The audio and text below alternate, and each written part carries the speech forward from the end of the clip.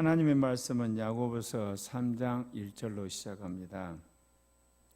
계시록 21장 8절에 보면 하나님의 심판대에서 하나님이 사람을 심판하는데 8가지 제목이 나와요. 두려워하는 자들, 믿지 아니한 자들, 흉악한 자들, 살인자들, 음행하는 자들, 점술가들, 우상 숭배자들과 거짓말하는 모든 자들은 불과 유황으로 타는 못에 던져지니 이것이 둘째 사망이라. 앞에 나오는 7가지 다 제목은 행위와 관계 있어요. 마지막에 거짓말하는 모든 자들이라는 것은 혀와 관계 있습니다. 말하고. 근데 그 말을 여기서 보면 모든 거짓말하는 자라 그렇게 이야기를 합니다. 우리가 하는 말에 거짓말도 있고 악한 말도 있고 선한 말도 있고 참말도 있고 진실한 말도 있고, 그런데 여기서 특별히 왜 거짓말을 이야기를 했을까요? 사람이 악한 말을 하고 더러운 말하고 추한 말을 하면 꼭 거짓말을 하게 돼 있습니다. 그래서 하나님 싫어하는 말을 하는 사람은 마지막 거짓말로 마무리를 짓게 되어 있기 때문에 그렇습니다. 왜 오늘 이야기를 이 말에 대한 이야기를 하냐면 야고보 사도가 지금 말에 대해서 이야기합니다. 내 형제들아, 너희는 선생된 우리가 더 큰 심판을 받은 줄 알고 선생이 많이 되지 말라. 선생이 어떤 사람입니까? 말로 가르치는 사람을 말해요. 그러니까 말을 가르치다가 거짓말을 가르치게 되면 심판을 받거든요. 다른 사람들은 이 가르친 일을 하지 않으면 거짓말할 가능성이 더 크지 않다는 거죠. 이제 선생을 하다 보면 자기가 똑똑한 체 해야 되고 아는 체 해야 되고 선한 체 해야 되고 자기가 뭔가 이렇게 탁월한 건 체 하다가 보면 거짓말을 많이 해요. 그러니까 선생이 더 심한 심판을 받게 된다, 그 이야기입니다. 그러지 선생이 아니면 그럴 위험은 없잖아요. 우리가 다 실수가 많으니 만일 말에 실수가 없는 자라면 곧 온전한 사람이라 능히 온 몸도 굴레를 씌우리라.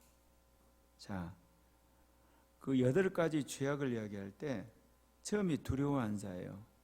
그 믿지 않은 자, 흉악한 자, 살인자, 음행하는 자, 점술가, 우상 숭배자, 마지막에 거짓말하는 모든 자라고 나왔어요. 그러니까 하나님 우리를 달아보실 때 먼저 행위를 달아보세요. 마지막 말을 달아보시죠. 그러니까 말이 온전하면 이제 그 사람은 완전한 사람이 되는 거예요.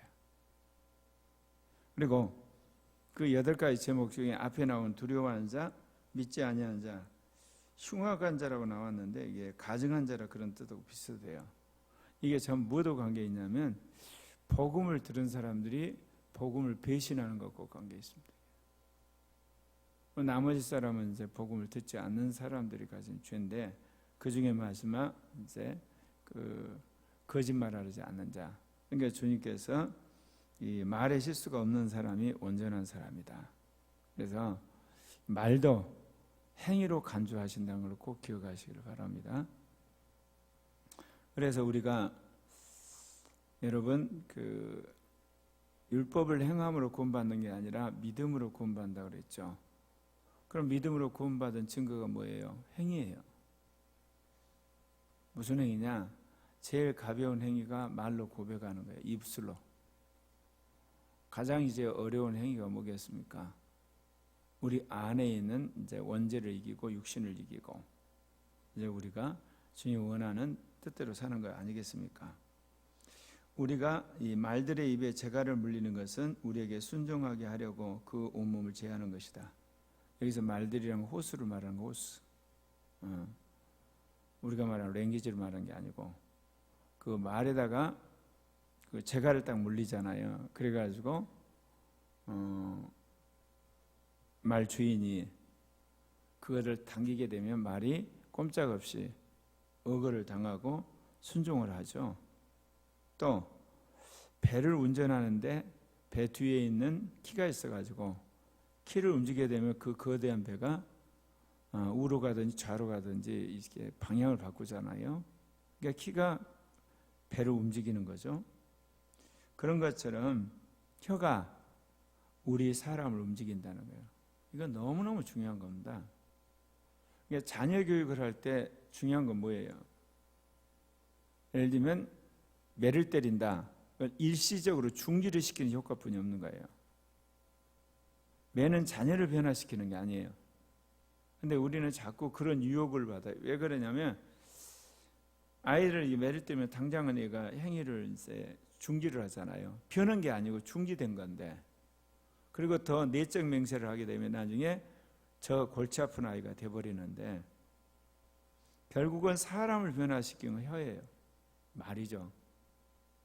혀가 사람을 변화시키는 거죠. 그런데 뭐라고 이야기를 하냐면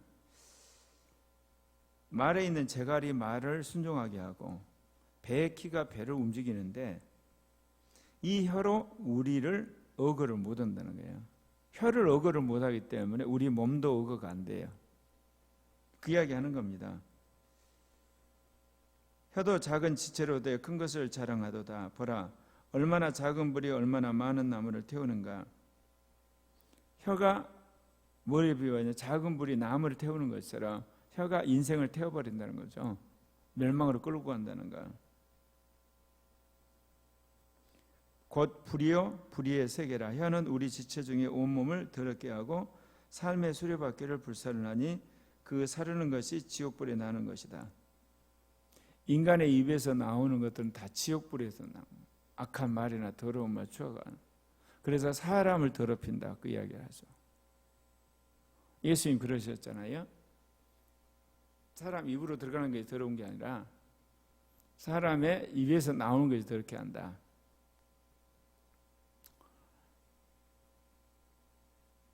그러면서 무슨 비유를 하냐면요, 모든 종류의 짐승이나 새나 벌레나 바다의 생물들은 다 사람이 길들인다는 거예요. 또 길들여 왔고. 그런데 자신의 혀는 길들일 사람이 없다는 거예요. 그러면 사람의 이 혀는 희지 않는 악이고 죽이는 독이 가득한 건데 이 혀를 어떻게 여러분 죽일 수 있을까요? 혀를 꽁꽁 묶으면 될까요? 되는 게 아니고 혀를 누가 움직이냐면 우리의 영과 우리의 마음과 우리의 양심과 이성이 움직여요. 내면이 바뀌어야지 혀가 바뀌는 거예요. 그 이야기 하는 겁니다. 야고보 사도는 바울 사도하고는 달라요. 바울 사도는 율법의 정통한 자였다가 그가 복음으로 뒤집어진 후에 그 율법을 다시금 그가 이제 새롭게 재해석하고 또 그 율법 안에서 자신이 살아왔던 것을 이제 반성하면서 신령한 영적 세계에 대해 자세하게 우리에게 13권의 책을 써줬는데 그가 이제 그런 이야기를 하지 않습니까?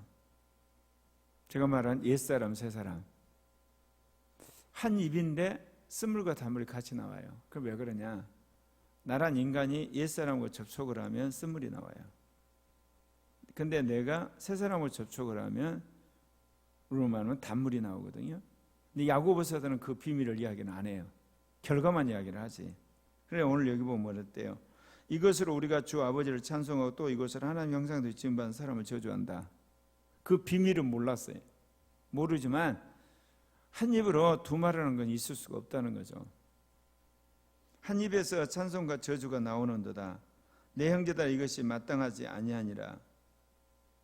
그러니까 한 입에서 찬송과 저주가 나오게 되면 마땅하지 않다는 이야기는 뭐예요? 신앙으로서 정상이 아니라는 거예요. 비정상이라는 거죠. 이거를 방치하게 될 때 우리는 구원에 문제가 생기는 거예요. 그래서 옛사람을 벗어버리고 새사람을 입어야 되는 거거든요. 그러면서 샘이 한 구멍으로 어찌 단물과 쓴물을 내겠냐? 형제들아 어찌 무화과나무가 감람열매를 포도나무가 무화과를 맺겠느냐? 이와 같이 짠물이 단물을 내지 못하느냐? 짠물이 단물을 못 낸다. 근데 내 안에서 지금 짠물과 단물이 나오잖아요. 그 이야기는 뭐냐?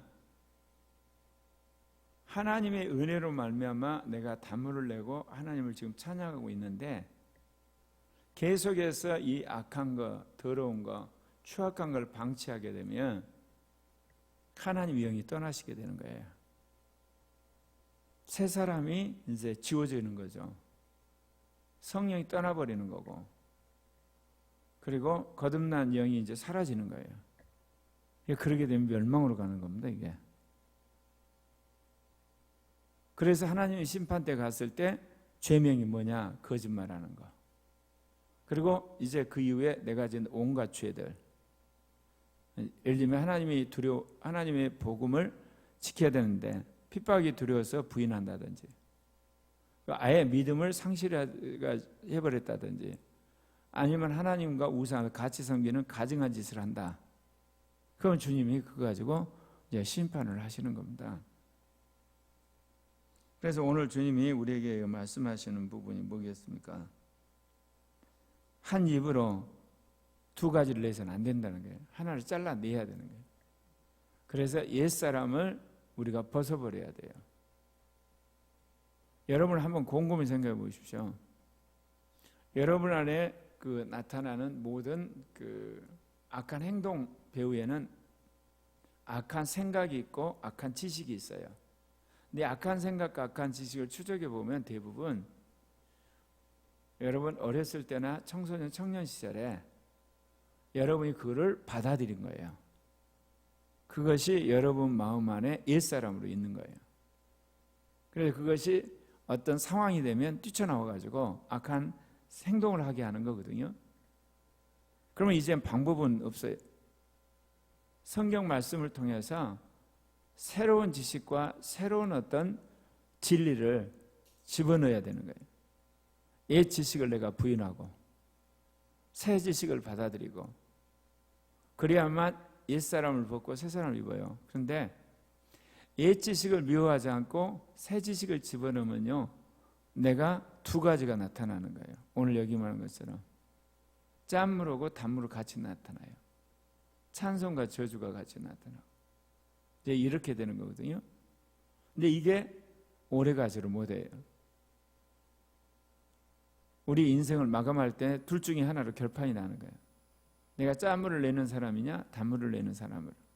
그래서 오늘 야고보 사도가 한 입으로 짠물과 단물 낸 거 합당치 않다는 거예요. 찬송과 저주하는 거 합당치 않다는 거예요. 신앙적인 말과 불신앙적인 말을 하는 거 합당치 않다. 정상이 아니다, 그 이야기입니다. 그렇기 때문에 이것은 지속되지 않아요. 오늘 말씀을 생각하면서 무엇보다도 내가 무엇을 먹었는가. 그러니까 이렇죠. 내 입에서 나오는 말이 다른 사람을 더럽혀요. 마찬가지로 내가 들은 말이 나를 더럽혀요. 그러니까 내가 들을 때 골라서 들어야 되고요. 남을 더럽히지 않으려면 내가 골라서 말을 해야 돼요. 그래서 사람이 성화되는 비결이 있어요.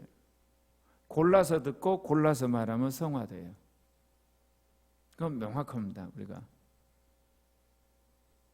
그렇기 때문에 어렸을 때 가장 먼저 훈련시켜야 될 것이 말에 대한 훈련이에요. 다른 무엇보다도.